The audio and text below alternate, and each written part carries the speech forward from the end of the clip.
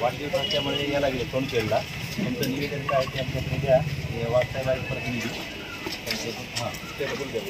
खरं तर वाढदिवसाचं मी तर सकल दिव्यांग संघटनेकडून वाढदिवसाच्या शुभेच्छा देतो आणि वाढदिवसाच्या त्यांना शुभेच्छा तर शुभेच्छा आमच्या दुर्दैवी शुभेच्छाही देतो। त्यांनी जर वाढदिवस साजरा करत असतील तर आम्हाला वाटलं होतं आमच्या दिव्यांगांना साहित्य वाटप करून त्यांनी वाढदिवस साजरा करतील। मी तुमच्या वाढदिवसाचाही जाहीर निषेध करतो। खरं जर तुम्हाला वाढदिवस साजरा करायचा होता तर खऱ्या देवरूपी माझ्या दिव्यांगांना जर एखादं इलेक्ट्रिक स्कूटी जर वितरित केली असती, 5 जर तुमच्या कल्याण लोहा विधानसभा मतदारसंघातल्या 5 जर दिव्यांगांना जर इलेक्ट्रिक स्कूटी वितरित केली असती तर आशीर्वाद भरभरून आला असता। त्यामुळे आम्ही तुमच्या वाढदिवसावर निषेध करतो। का करतो? कारण ते खासदार असताना विद्यमान खासदार असताना एमपी लॅड्स मधला दरवर्षीचा 30 लाख रुपये खर्च करावा म्हणून त्यांना विनंती केली, वारंवार मागणी केली।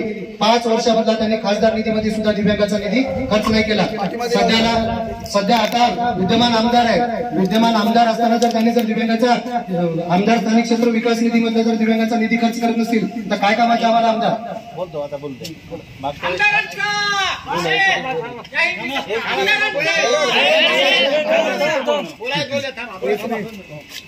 साहेब खासदार असते वेळेस आमच्याकडून दिव्यांगाचा निधी दिलेला आहे। 5 लाख रुपये दिला। 1 लाख 5 दिले आम्ही पाठिंबा देता निवडून आणला आम्ही। ऐकून घ्या तुमच्या मान्य रास्ता आहे ती आहे तर दिले नाही असं म्हणून काय दिले कुठं 5 वर्षामध्ये 5 लाख रुपये 5 लाखाचं नाही तुम्ही त्याच्याकडून नियोजन मध्ये पत्र काढा 5 लाख रुपयाचा निधी पत्र द्या आम्हाला किती पत्र दिले नाहीत आमचे 30 लाखाचा आहे। तुम्ही नियोजन अधिकाऱ्याच्या नावावर तुम्ही शिस्तभंगाची कारवाईचा प्रस्ताव का 5 लाख रुपये नाही केले, 30 लाख रुपये नाही होऊ शकत नाही। आणि आडेवर तुम्ही कारवाईचे प्रस्ताव दाखल केले का? तुम्ही विचारणा केली का? तुम्हाला माहित आहे का शासन निर्णय दिव्यांगासाठी किती आहे? मला सांगा तुम्ही आमदारांचे पीए आहात, दिव्यांगासाठी आमदाराकडून कोणकोणती योजना आहे तुम्ही सांगा आमदाराकडून काय काय योजना आहे दिव्यांगासाठी? आणि तुमच्या आमदारांनी तुमच्या नाही पीए आहे साहेब कसं आहे पीए आहेत तर तुमच्या आमदारांकडून दिव्यांगासाठी काय काय योजना आहेत, आमदार काय काय करू शकतो आणि त्यांनी सभागृहामध्ये दिव्यांगाचे किती प्रश्न उपस्थित केले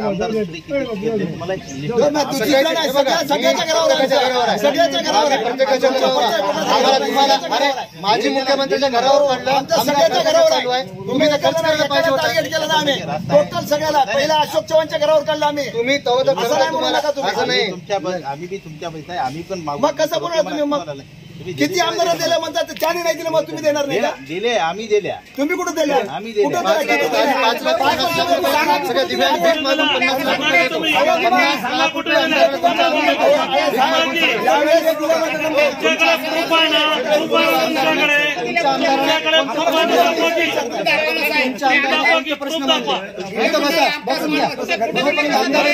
हलणारच नाही।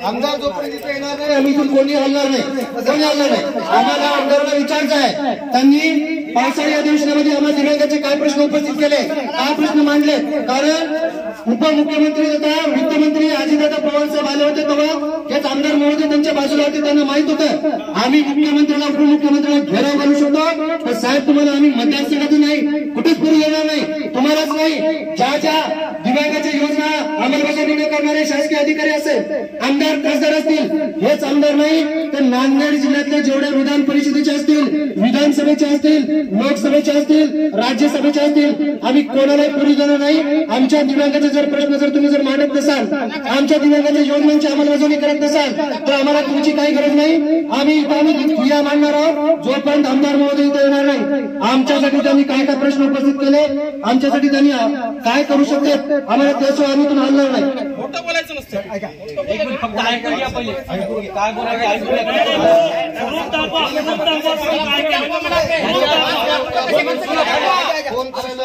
दिव्यांग बंधूंना एक विनंती आहे जे निवेदन आहे कृपया ते निवेदन द्या। आमदार साहेब